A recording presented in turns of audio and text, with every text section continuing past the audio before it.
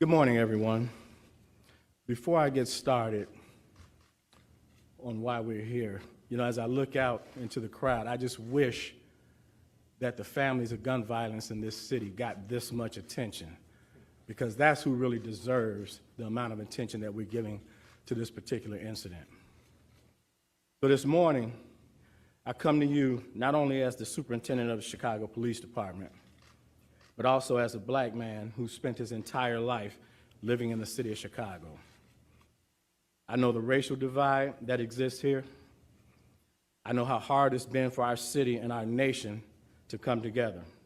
And I also know the disparities, and I know the history. This announcement today recognizes that Empire actor Jussie Smollett took advantage of the pain and anger of racism to promote his career. I'm left hanging my head and asking why. Why would anyone, especially an African-American man, use the symbolism of a noose to make false accusations? How could someone look at the hatred and suffering associated with that symbol and see an opportunity to manipulate that symbol to further his own public profile? How can an individual who's been embraced by the city of Chicago turn around and slap everyone in this city in the face by making these false claims? Bogus police reports cause real harm. They do harm to every legitimate victim who's in need of support by police and investigators, as well as the citizens of this city. Chicago hosts one of the largest pride parades in the world, and we're proud of that as a police department and also as a city. We do not, nor will we ever tolerate hate in our city, whether that hate is based on an individual's sexual orientation, race, or anything else. So I'm offended by what's happened, and I'm also angry. I love the city of Chicago and the Chicago Police Department, warts and all. But this publicity stunt was a scar that Chicago didn't earn and certainly didn't deserve. To make things worse, the accusations within this phony attack received national attention for weeks. Celebrities, news commentators, and even presidential candidates weighed in on something that was choreographed by an actor. First, Smollett attempted to gain attention by sending a false letter that relied on racial, homophobic, and political language. When that didn't work, Smollett paid $3,500 to stage this attack and drag Chicago's reputation through the mud in the process. And why? This stunt was orchestrated by Smollett because he was dissatisfied with his salary. So he concocted a story about being attacked. Now, our city has problems. We know that. We have problems that have affected people from all walks of life, and we know that. But to put the national spotlight on Chicago for something that is both egregious and untrue is simply shameful. I'm also concerned about what this means moving forward for hate crimes. Now, of course, the Chicago Police Department will continue to investigate all reports of these types of incidents with the same amount of vigor that we did with this one. But my concern is that hate crimes will now publicly be met with a level of skepticism that previously didn't happen.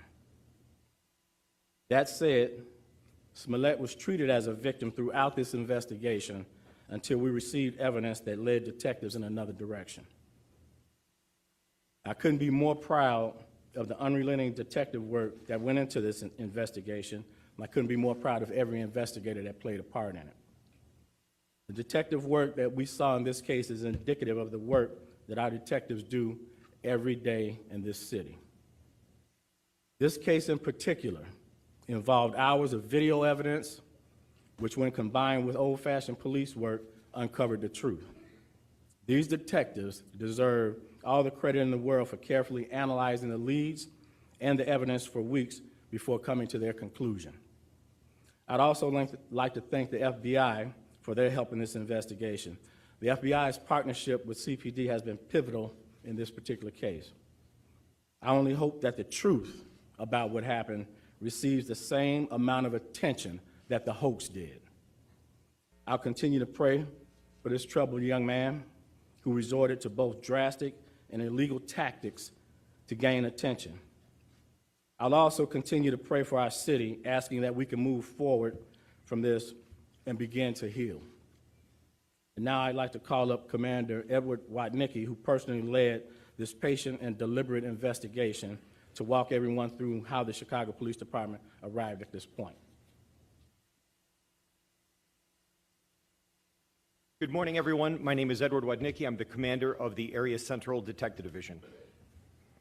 I'm here to answer questions. Okay, the boss just corrected me. Please forgive me. I'm supposed to go through the timeline of our investigation. It's okay. So here's where we are. As you all know, on the early morning of February 29th at 2 o'clock in the morning, Jussie Smollett reported that he was the victim of a hate crime. Detectives responded to the incident and interviewed him eventually at Northwestern Hospital, where he reported to us that the two offenders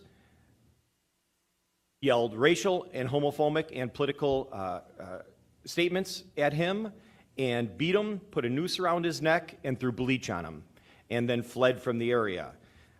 We learned at the time that Jussie was not hurt, other than scratches on his face, maybe some bruising, but no broken ribs or serious injuries. So we started a full-scale investigation into this hate crime, a very serious crime anywhere. We quickly found two persons of interest on video that we believed were the likely offenders in this case. We initially put out a seeking to identify, and we got this out in a community alert. We then started searching the area for video cameras and witnesses that could help us with our investigation.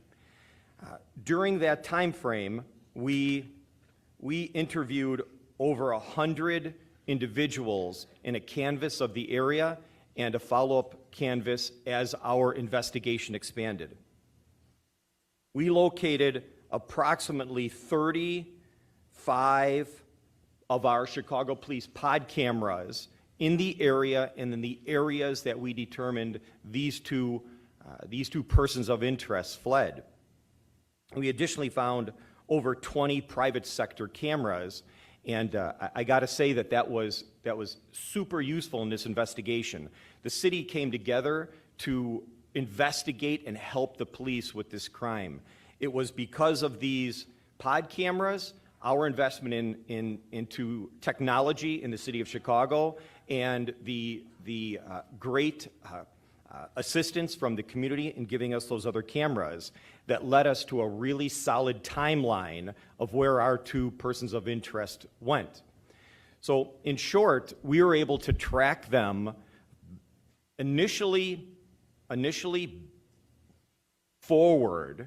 So after the crime, we were able to see that they fled in a particular direction and eventually got into a cab. Our investigators located that cab, interviewed the cab driver, got some video out of that cab, followed that cab using all of these surveillance cameras that are located throughout the city, the pod cameras, to an area up on the north side where they abruptly stopped the cab, got out, and walked on foot. Again, the community came together to provide us with security footage from their private cameras. So at that point, we then started tracking these two persons of interest backwards to where they came from. So we followed them walking around and eventually back to where they had gotten out of a cab. So that was another individual that we had to interview and another individual where we sought video. We continued to track that cab back to the point where the cab was tracked down by our two persons of interest in a rideshare car. We then followed up on the rideshare, and that was the lead that we needed in order to identify the two persons of interest. At that point, we had a real good timeline of where these two people went. We were able to put a name to both of these individuals, and it was at that time that we started looking at where they went right after this event. We tracked them to going to O'Hare Airport and jumping on a flight to Nigeria.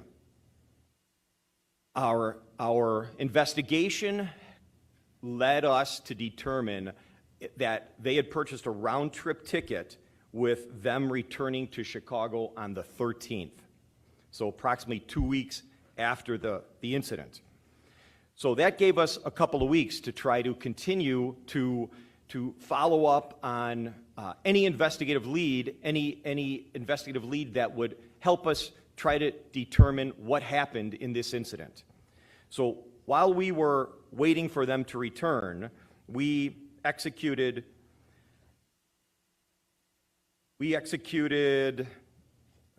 over 50 search warrants and subpoenas, working with our partners in the state's attorney's office, phone records,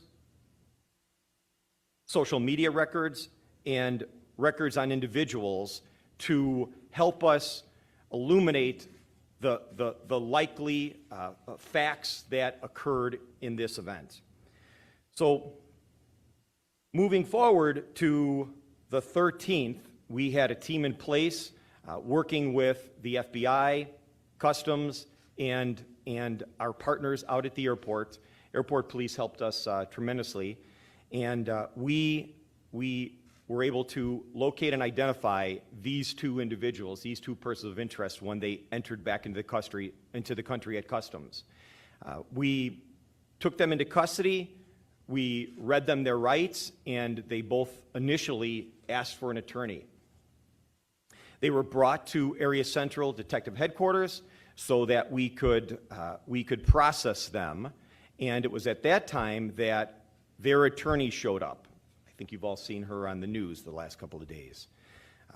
She came to us, and after speaking with these two people of interest, she said that something smelled fishy. She did not think that they were the offenders as were reported. She worked with us very, very closely to get to the point where she came to me and said, "You really need to talk to these guys.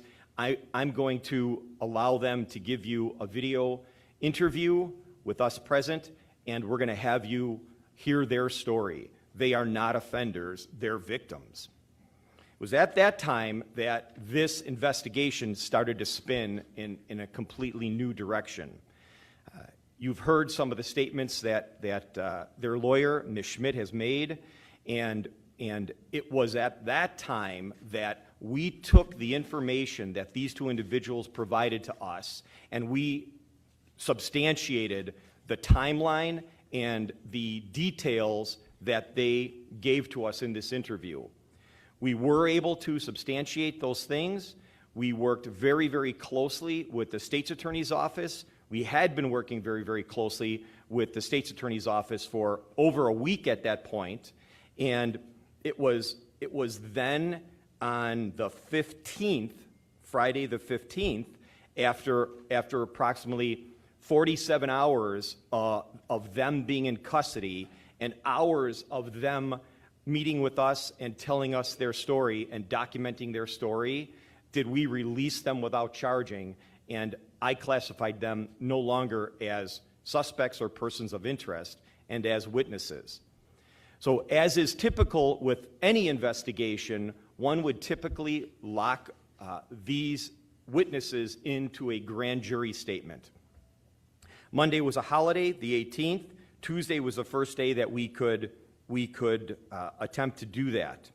So we scheduled a appointment with the grand jury, working again very closely with the state's attorney's office in this. And as you know, at the last minute, Jussie's lawyers called and said that they had evidence to postpone the grand jury that they wanted to provide to us. It was at that time that they called us, and I met with them, with a team of our detectives, and essentially they gave us no new information. So I reported that back to the state's attorney's office, and it was at that time that we locked in both of these witnesses to the grand jury. I'm told they did an excellent job, and then the state's attorney's office approved charges against Jussie for the Class 4 disorderly conduct false police report.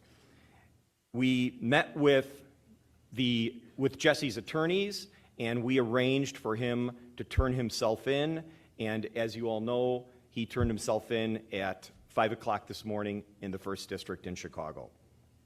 Today at 1:30, Jussie will be going in front of a bond court judge, and the bond court hearing will be conducted at 26th in California.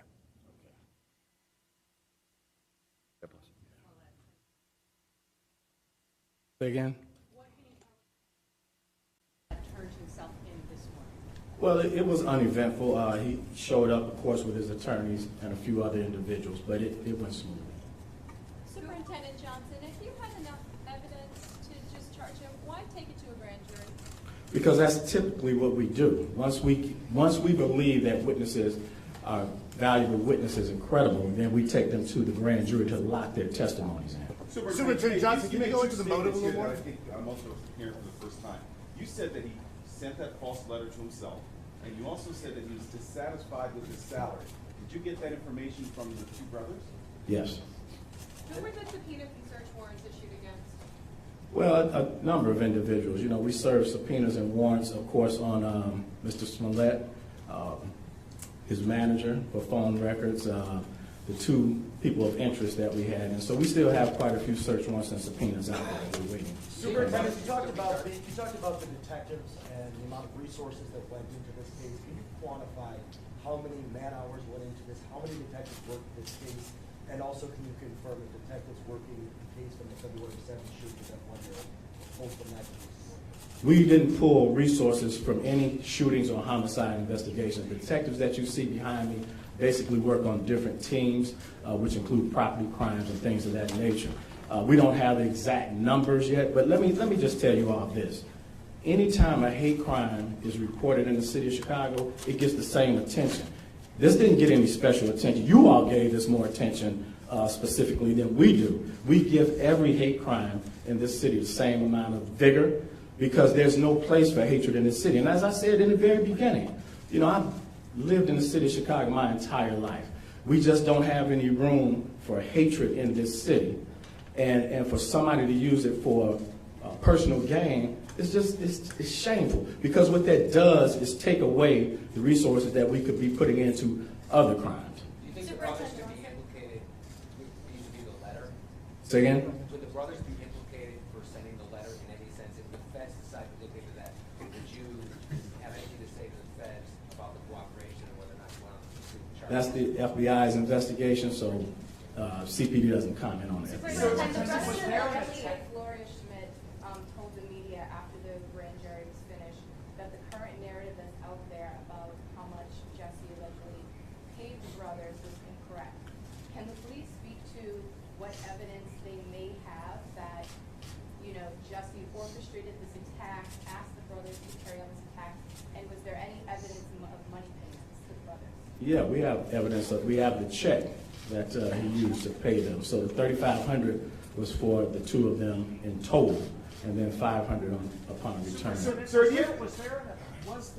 like quote an attack on the street, or did it take place somewhere else? How did that work? No, it took place right there. So of course it was staged. The brothers had on gloves during the staged attack where they punched him a little bit. But as far as we can tell, the scratches and bruising that you saw on his face was most likely self-inflicted. Superintendent Johnson, when you learned about the motive of this, how did you react when you learned about the motive of this? How did that teach you and all the detectives when you finally figured out what the motive was? So let me reiterate again. You know, you all heard me say consistently that we were treating Mr. Smollett like a victim, and we did. We might have had some peculiarities with the case, as we do with most cases. So it wasn't until the 47th hour of their 48-hour hold time that we could legally hold him in custody that it took a change. So we gave him the benefit of the doubt up until that 47th hour. But when we discovered the actual motive, quite frankly, it pissed everybody off, you know, because we have to invest valuable resources. A lot of what I want you all to really understand is when you all put things out there into the universe that's not actual facts, then it causes us to have to chase all that stuff down. Those are resources and time spent that we'll never get back, that we could utilize for another investigation. And let me be clear about something. The shootings and homicides in this city were not impacted at all by this particular investigation. And again, we give the same amount of resources to every hate crime that's reported. Was the attack purposely done out of camera? Did they know where the cameras were? I think that they knew where that one camera was, but unfortunately it didn't capture the event. So I believe that Mr. Smollett wanted it on camera, but unfortunately that particular camera wasn't pointed in that direction. Superintendent, you said that search warrants were executed on Mr. Smollett's manager. Is the Chicago Police Department looking at Mr. Smollett's manager? No, not at this time. Mr. Smollett said that he was on the phone with his manager at Yes. the time. Was the manager, Brent Moore, involved with this? Did he know it was a ruse? He was on the phone, but whether or not he knew it was a ruse, we can't speak to Are right you now. guys interviewing him? At some point, we'll talk. Superintendent Johnson, at one point when this case started getting pretty thick, people started pointing to things like the police department. How did you take that when you saw people started talking negatively about the issues that were going on in the city? It was upsetting, you know, and I want you all to realize this.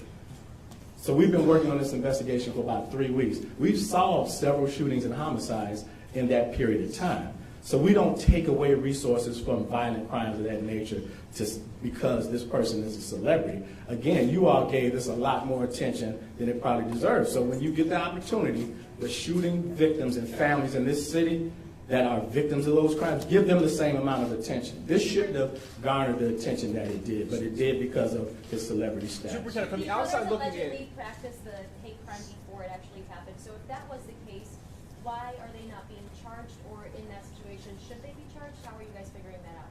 So Mr. Smollett is the one that orchestrated this crime. They became cooperating witnesses in the 47th hour of their 48-hour hold time. So now they are witnesses to what he did. So he has to be accountable for what he did. He orchestrated this. Does being accountable mean he should have to pay all the money back that was invested in this massive investigation? Well, I think that's a subject for another day, but of course, it's because of what he did that we had to invest all these resources. Did Superintendent, Mr. Smollett Tim made any Fox. statements while in custody? Is he still maintaining his innocence? He hasn't made any statements at this time. Do you have text message? No. Do you have text messages Tim between? Fox's decision to recuse herself of that speed in solving this case or bringing charges. No, Kim Fox and I, look, I'm the police superintendent. She's Cook County State's attorney. So we talk almost every day about different cases. So the fact that she recused herself didn't impact the case at all. Did she drag her feet in any way? Say again? Did she drag her feet on this in any way? Listen, we have a great relationship with our federal partners, and we certainly need to have a good relationship with our state's attorney's office, which we did. So again, you all have to remember that the erroneous rumors and innuendo that was put out there in the beginning was just that. This investigation didn't turn in the direction of Mr. Smollett being a defendant until the 47th hour that we had those two individuals in custody. So one more hour, we would have had to let them go. We may not be here today. So the state's attorney didn't drag anything. We needed to put the case together. These things take time. This isn't TV. Okay? This is real life. So it takes time. Do you have text? Superintendent, there were a lot of leaks in this case. Was that intentional at all? Well, who's to say the leaks came from us? Just because there are leaks out there doesn't necessarily mean it came from CPD. I heard particular things that were out there that I knew was simply untrue. So it doesn't mean it came from the police department. Do you have text messages or other exchanges between the brothers and Jussie? We have the phone records that clearly indicate that they talked to each other quite a bit before the incident, after the incident, and while they were out of the country. Jussie and the brothers, you mean, the phone record? Yes, That's what you're referring to. yes. Superintendent, do you know that Smollett tried to make contact or made contact with his brothers after the attack?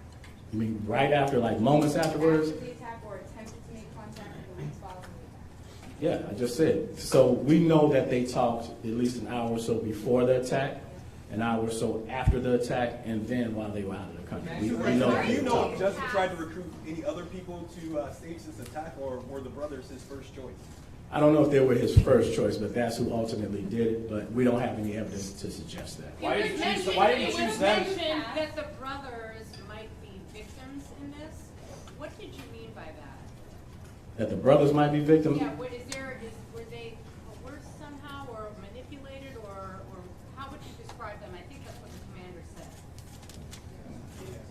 Yeah, boss, I think that, I think the fact that this was staged and that Jussie hired these two guys to stage this for his benefit and then spin this into a criminal investigation put them in a really tough spot as well, to the point where now they were arrested for a hate crime, and only because of just the incredible work by the entire team did we get to the point where we were able to get the truth from them, and now we are where we are today. Commander, why did Smollett hire those two brothers? I mean, can you describe like what their relationship was, like how close they were? Smollett was with those two brothers? Yeah. So, one of the brothers worked on Empire, so they had a relationship, an association. So he probably knew that he needed somebody with some bulk, and he knew them. They had a previous relationship, so that's probably the only reason he chose them. Sir, did you see Jussie's interview on Good Morning America? Wherever it was. Good Morning America. Good Morning America. Yes. Did you see the interview on ABC? I didn't see I didn't see the entire thing. I saw a couple of parts of it, and to be quite honest, it's shameful, because it painted this city that we all love and work hard in a negative connotation. To insinuate and to stage a hate crime of that nature when he knew as a celebrity it would get a lot of attention. It's just despicable. It makes you wonder what's going through someone's mind to do something like that. So yeah, I saw a couple of parts of it, and I was angered by it, to be quite honest. How quickly did you all know there that were this? two cabs. They took a ride share to the crime or on their way to the crime. Then they took a regular yellow cab afterwards. Yeah. If it wasn't for the ride share, which you have a profile for it and has their identity, would you guys be able to figure out who these guys were? Well, you know what? That certainly helped, and their account information on that really pinpointed who they were. But who's to say whether or not we would have or not? You mentioned- Let me tell you this. These individuals you see standing behind me, the detectives in Chicago, in my opinion, are probably some of the best detectives in this country. So I have no doubt that they would have gotten to the bottom of this. Is that?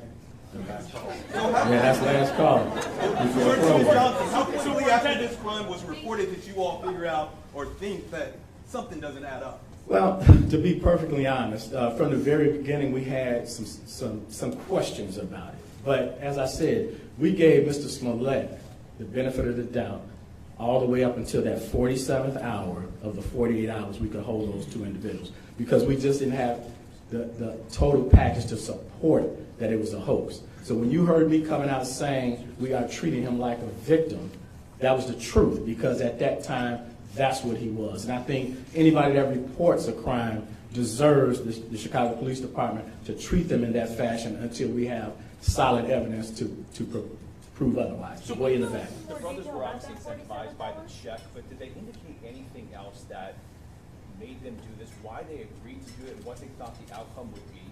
Well, you know what?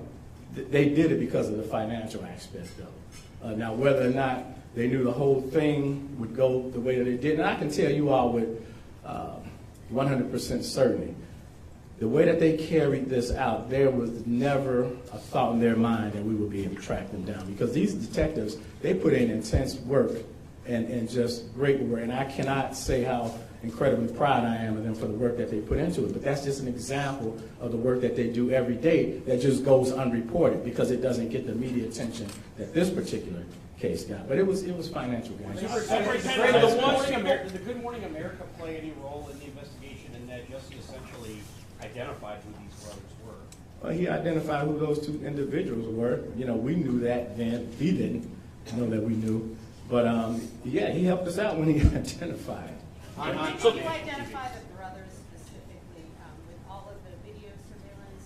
When was it in the investigation when you realized their names and who they were? Was it when you tracked? That was after the That rideshare? rideshare account. So Yes. what day was that? Where was that in the investigation? Probably about a week later. Thank you. Superintendent, the one piece of evidence then just confirming that he wanted was not found on camera, the roughhousing, the minor No. stage beating. It's not on camera anymore. That was the one piece. We have about, I would say about 2 hours of footage back and forth, and those few minutes were not on. You Was meant, there bleach they poured on him? Say again? Was it bleach they poured on him? We don't know. Yeah.